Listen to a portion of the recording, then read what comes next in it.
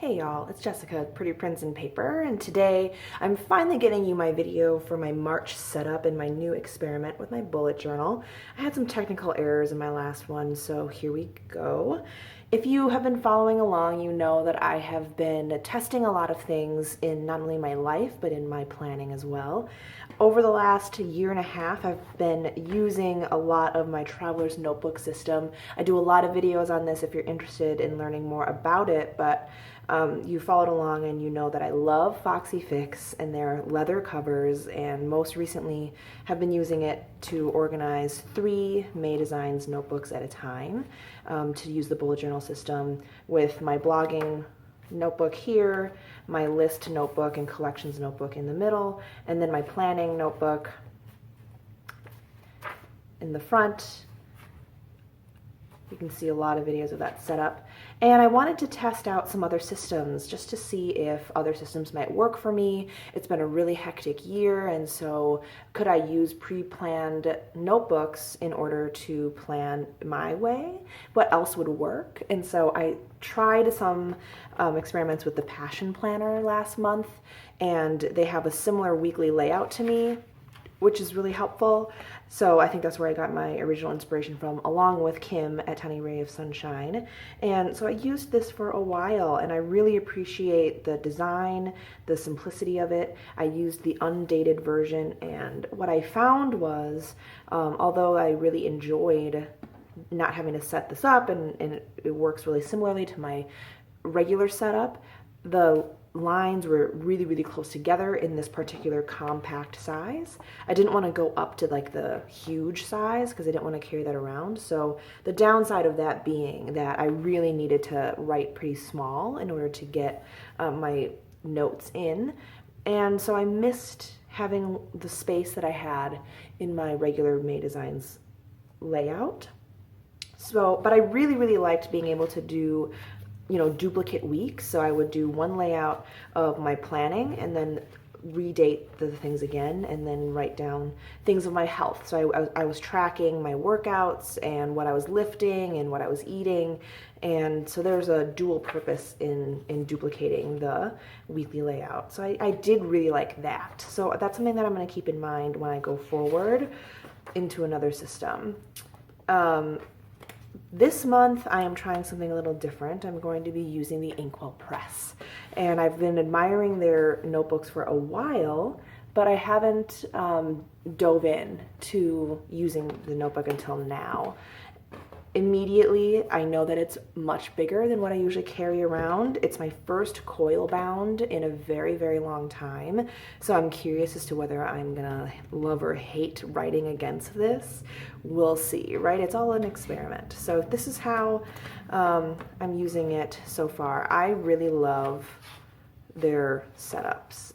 They have these important dates things in the front. And the hardest part, honestly, about finding a pre-structured planner is that it's static, right? And there's only so many designs that they can do, and they give it to you right away, and it might work for the way that your mind thinks, and it might not. So it's kind of up in the air for each individual planner which one will work best for you. But I really like some of the things that Inkwell Press offers. So like this annual overview, and this is important dates and happenings, along with goal breakdowns. So what I normally have done with a goals sheet over a year is to take my 17 for 2017 and then plot them out over time. I'll block off times where I know I'm going to be busy or I'm going to be on trips, but then I can take, if I wanted to read a certain number of books, I can put those into the months and spread it out over a period of time, so I can see how that might make progress over the year. And then with these goals, I like that they, spread them out into different categories. Whether or not they are your categories is up to you. And always you can cover it up with washi tape and make it yours, right? You can relabel whatever it is to make your goal work for you. And then always, always break it down. I love breaking stuff down. So anyway, I'm in March. And I like having my month attached to my weeks. That was the downside of having the undated Passion Planner, was that the months was separate from from the weeks. I was stamping these before in my other notebook. I tried the list format that Ryder does in his monthly log, but the list just does not work with my brain. I'm a visual person, and my whole life I've been growing up on grid calendars, and so it's a little tough to go back to that list format. I will always return to this. So I put in some of the Instagram challenges, prompts that I help host, which is the Plan With Me challenge in black and the Rock Your Handwriting challenge in purple. They are planning challenges and a handwriting challenge if you want to join us. It's never too late.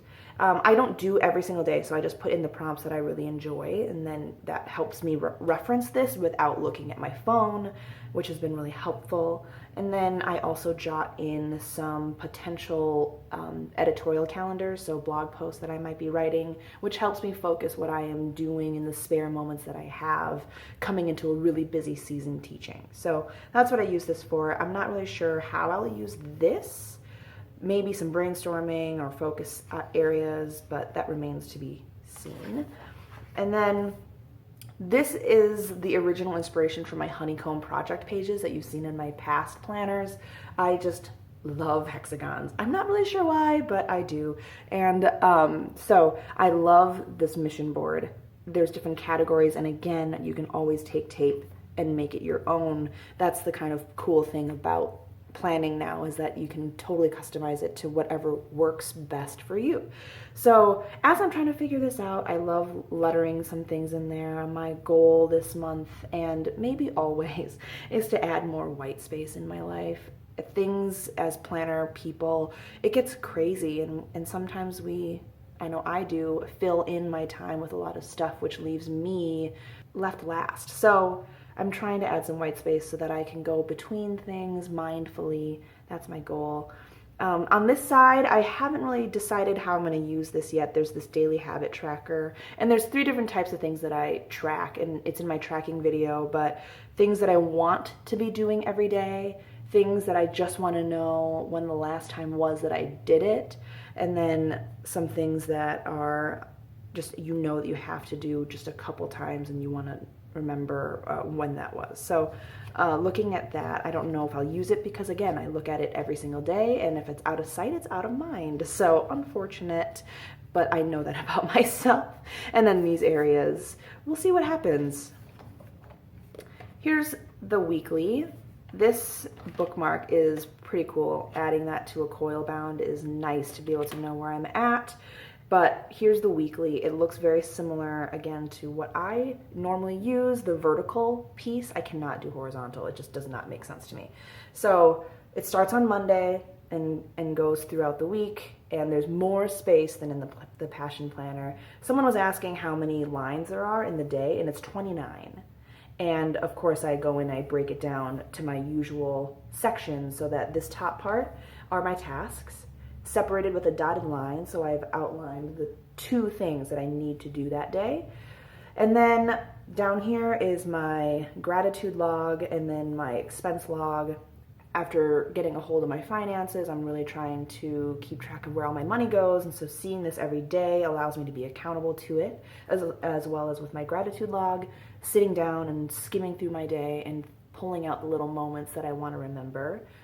And so these sections are usually these 3 boxes, and I think people use them for things like breakfast, lunch, and dinner, or different categories of things, and I need a place to put weekly tasks, things that don't quite belong in these days, but at some point throughout the week I need to do them. So I use some washi tape to create blocks to know that they're all one section for personal tasks and work tasks, and then leaving this section kind of as things emerge. I am all about that, again, that white space, allowing for possibility to come up throughout the week.